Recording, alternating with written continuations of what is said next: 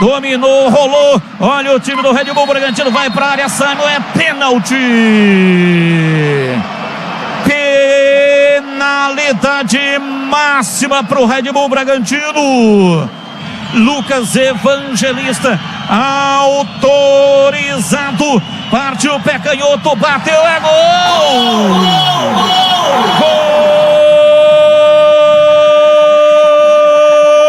Gol do Red Bull Bragantino!